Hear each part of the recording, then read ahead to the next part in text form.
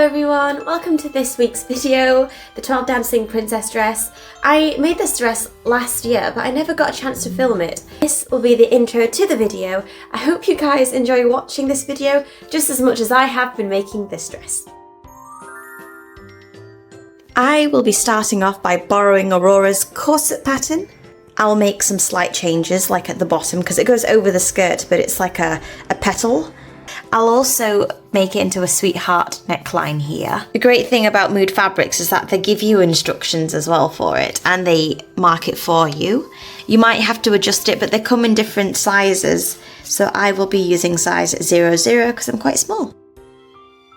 So for the top fabric, I chose Duchess Satin. In fact, I use Duchess Satin for all of my bodices and all of my top fabrics. It just looks more luxurious and expensive, and with that I always add interfacing just to add more structure and strength. Not only that, but I find that using interfacing helps with the fraying and it makes it so much easier to sew.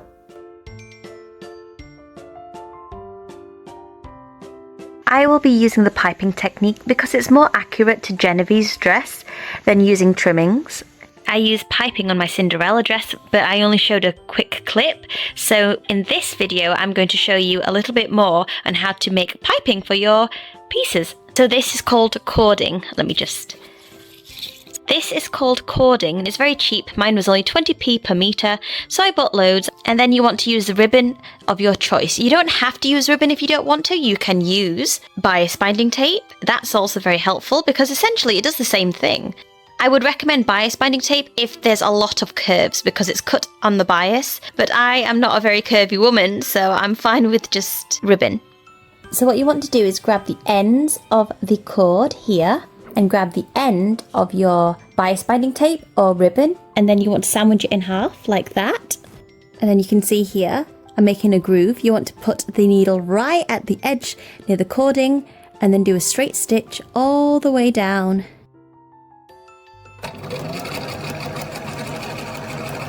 So you sandwich it together in between the two seams. I like to tack it in place just so it's secured when I'm sewing it down. Just a little fact for you, did you know hand stitching is a couture technique? If you're tacking or you're finishing a raw edge using hand, that is a couture technique. I find that pins are a little bit bulky, especially with this amount of layers to sew down. You can see it clearly sandwiched together there when I open up the seams, and it's right in the middle. And if you flip it over, there's the piping. Make sure that you have this foot so it can go right at the edge. The folded bit here, position this needle as close as you can to the piping here. You can feel it with your fingers and you can feel the bump with your fingers, and you can act it as a guideline.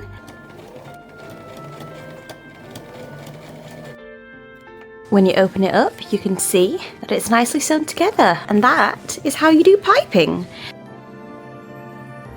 Now, there are many reasons why people don't want to use tape for boning channels. It can get very expensive and you need to use a lot of it.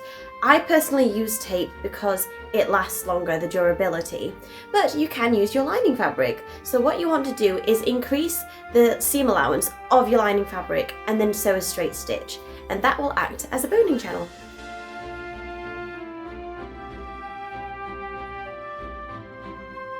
Just a quick tip for you guys, if you don't have a washable or a pencil that comes off when you put heat on it, you could always use a pencil that is very similar colour to your thread, because if you use a pencil that's a little bit too dark and you make a mistake, it's hard to rub off and it can stain the fabric.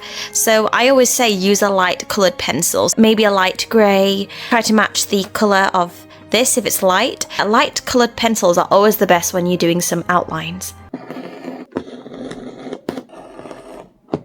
Okay, that looks kind of scary. I'm going to move that out of the way. Anyways, back to the project. So as you know, I embroidered this pattern onto the bodice, which is so lovely. I still need to add a bit more gold here. And I tried to find a motif that was pretty to add on top, but they're all like 10 to 20 centimeters, and that's massive. So the plan is to use this to decorate this bit to add a bit more color, because you can't exactly see it when it's on the bodice, it looks very tiny. It looks cute though, but it looks very tiny. Oh, look, you can see it's taking shape. So I had to change things up a little bit. It's not really much of a big deal. It definitely looks like an owl, which kind of bothers me, but I do have some diamantes, pearls, and flat back pearls. For me, to do embroidery, I think that's very different and it's a very unique look. Because I can't sew these on as they are flat backs, as you can see there, I'm just going to use some fabric glue. So this is the result once you flip it right side out. So the boning is all on the inside, and even the inside looks really lovely as well. All I have to do now is just add some boning into it to give it some structure. I have pinned my bias binding tape this side, so once I've sewn it, I can flip it over and then sew it on the other side. Okay, so I want to show you the corset. Ta-da! I'm so happy with it. Look how lovely it looks. It's all just so beautiful. Oh my gosh, I love it. Oh wow. Wow. Also, I wanted to add a bit of more gold elements. So I was thinking of adding this little trimming here and adding it to the bottom. I don't think so you can see it on camera very well. Now imagine it with the flowers. It looks so nice. I'm so happy with it. Anyways, I have to do the shot glass technique because I let this thing to dry, and I'm going to show you it and how I make it.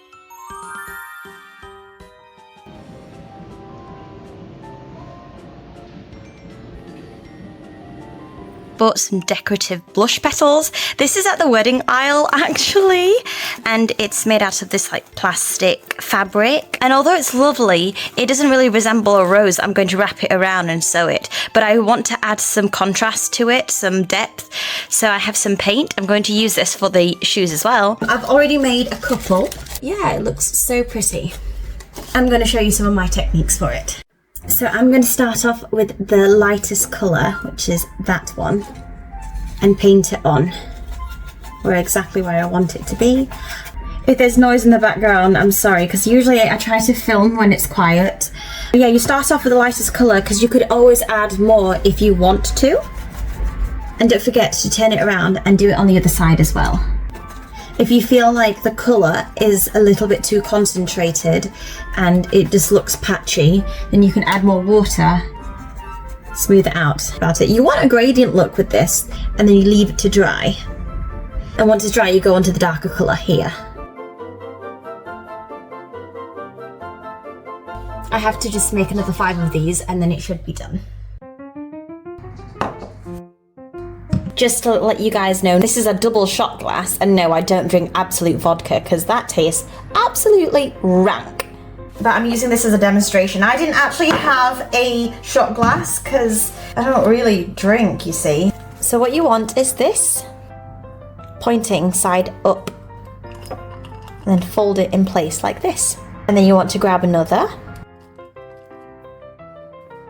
and continue all the way around. I like to use fabric glue. I would recommend doing it layer by layer first and let it dry before you add the second layer on top. I like to call myself a genius sometimes. I use a bobby pin to keep it in place because the clips are a little bit too thick and I don't want it to shatter the glass, but the bobby pin is thin enough. I just do the exact same thing, going all the way around, let it dry, remove the bobby pin, and then do another layer on top until you can't see the glass underneath here.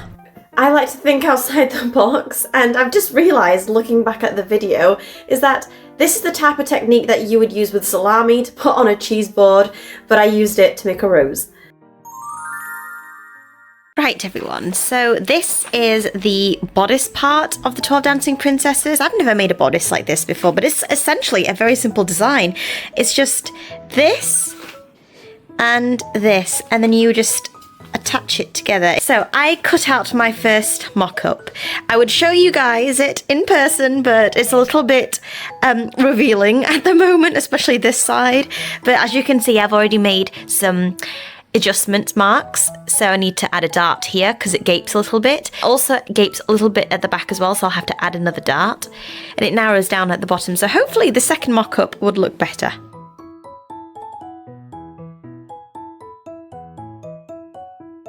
For the puff sleeves, I'm doing the slash technique, slash and spread technique. That's when you make this shape for the sleeves that I found online. And and then you cut them into strips and then spread them out. And I've placed them onto a bigger piece of paper. What I'm going to do is draw a faint line, and this will act as the guidelines to make a bigger piece, and then cut it out. And then you're left with the exact same shape, but it's bigger. Sleeves is going to be very, very long, but I'm going to gather it. So it's going to be very poofy and full.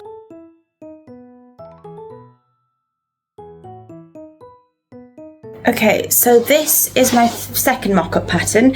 As you can see, I've already made some adjustments that I need to do. So I've said it in my previous video, and I'll say it again, how important mock-ups are. People always ask me why my garments are so well made. It's because I do mock-ups after mock-ups after mock-ups. You want the garment to fit you perfectly. So as you can see here, there's an opening at the front, which means I have to do a second mock-up. And once I'm confident with my mock-up and I know it fits me to a T, I go into my fashion fabric. Fashion fabric just basically means your main fabric.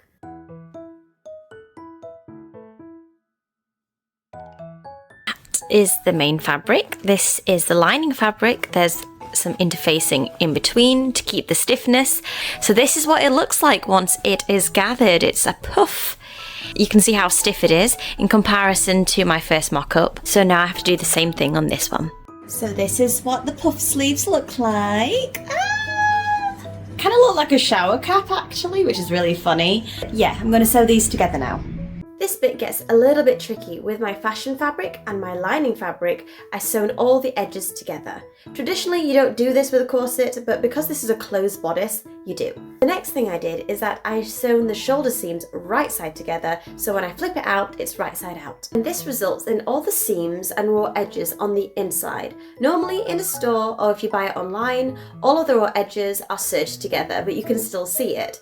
I want things to be couture, and I want things to last a long time, so I bias bind the whole thing. Bias binding can get very expensive if you need to use a lot of it, and I needed to use a lot of it. So instead, I went on eBay, and you can get this on Amazon as well, and buy a bias binding kit. There you can make your own bias binding tape using the fabrics that you have. I used my fashion fabric because I had some left over. But before you buy your own bias binding kit, I suggest that you do research on how to make bias binding. It's not a strip of fabric, it's actually at a diagonal. It's cut at a diagonal because the weft, it moves and it has give and it stretches, which can cover any curves of a seam, and it would look a lot more professional and neat. I'm sewing all this bias binding all the way around my outfit. And look, oh my gosh, I have not a lot left. And there was only one colour of this which matched this perfectly. And I have to bias bind this last bit, so I really hope that I've got enough.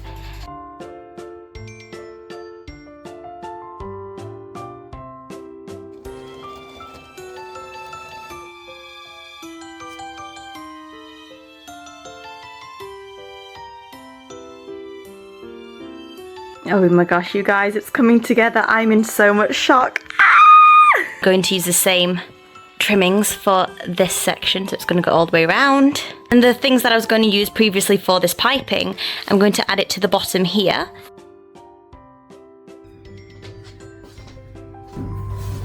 The top looks like so far. And the bows, so yes. Because the rose technique worked out so well, which is this, I have bought a white version, and I have some leftover iridescent fabric from my Cinderella dress, sandwich on top like that, and then I'm going to zigzag stitch it around or overlock it around, and then I'm going to stick it on top. So some of the sizes are going to be a bit bigger for the top parts here, and I've made quite a few.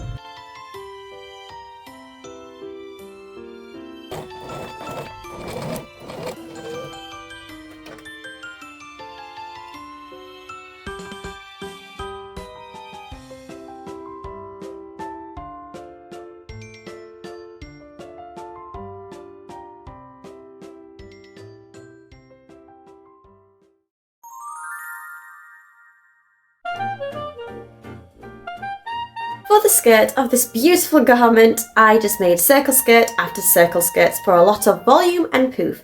But I do wish that I had a petticoat because that would have saved me a lot of time. So if you check on the dress and on the picture, she has this like ruffle bit. I could have used lace, but I didn't have lace on me. And I wanted to try a new technique, so I did box pleating. It was time consuming, but it was worth it at the end because it looked so beautiful. And I do have a video on my TikTok on how I make the box pleats. If you are interested, I'll just tag it here.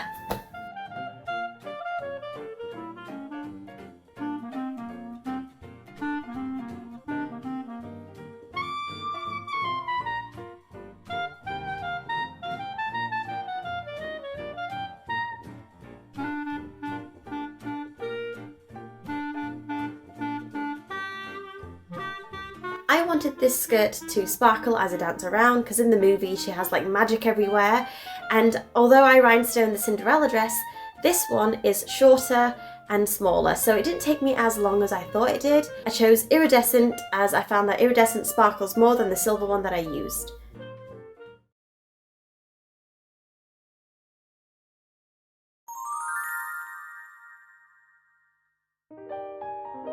Change into something that I don't mind getting a bit dirty because it's going to be painted. We are starting on the ballerina shoes, which I'm so excited to paint. And I've got large masking tape for the rim of the shoe. You can't really see me. I'm here, by the way. So this project is taking a lot longer than I thought. I thought it would take me at least 2 weeks to do.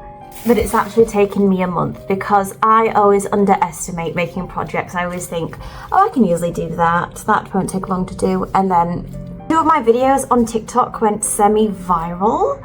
And I suppose it's very memorable to many people because many people have watched that Barbie movie as a childhood. Yeah, and I've just had nothing but love and support, which I'm so grateful for. But yeah. And after that, I'm going to paint this part. And then I'm going to leave this to dry overnight, and tomorrow I will embellish it.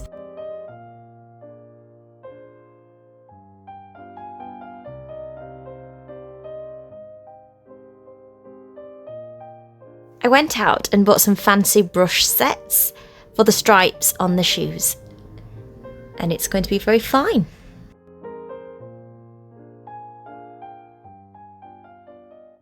For the centre of the rose, I bought some small rose heads, and what I'm going to do is that I'm going to paint it exactly how I did with the corset so I can put it on top of the shoe. It's so close to winter now, it's getting really dark. Excuse the boxes at the back, I am packing up, so that's the reason why it's a bit messy. But I quickly want to show you that the shoes have dried. Oh, you think they look so cool? And I've added this gloss varnish just to protect it and stop it from being discoloured. I'm going to use the same trimming for this bit here. What I did was I plaited and made my own trimming using ribbon and the same gold trim that I used last time. And I'm going to put it all the way around the rim of the shoe. So you guys, I've seen a lot of people use glue for the embellishment, but I'm not really comfortable with using glue. I want it to last and be a bit more sturdy, so I'm going to tack it instead. I've already done one shoe. It is time consuming, but like I said, with all my projects, I rather do that and know that it would last a long time than break after one wear.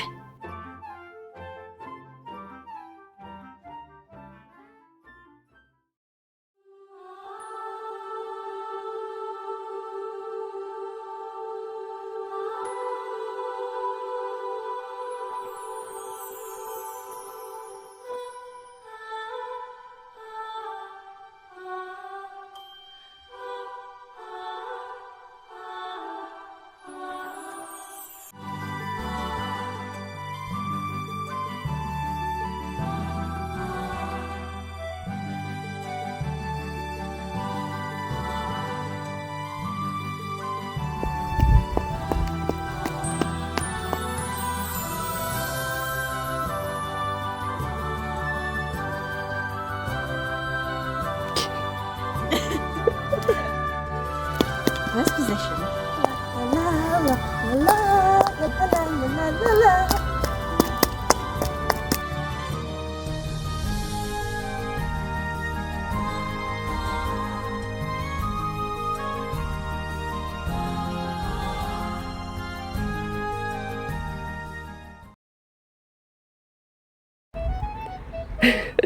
Although you've got very restricted movement in this costume. I can't move. I can only move like this. You can do a W! Huh? W! YMCA. It's a W. This is my 5th position, you guys. I can only do this. Why? Why? Ew. Bye guys. Bye! I'm going to Asda's. Getting a meal deal. Princesses run like this, don't they? Little run through your tiptoes.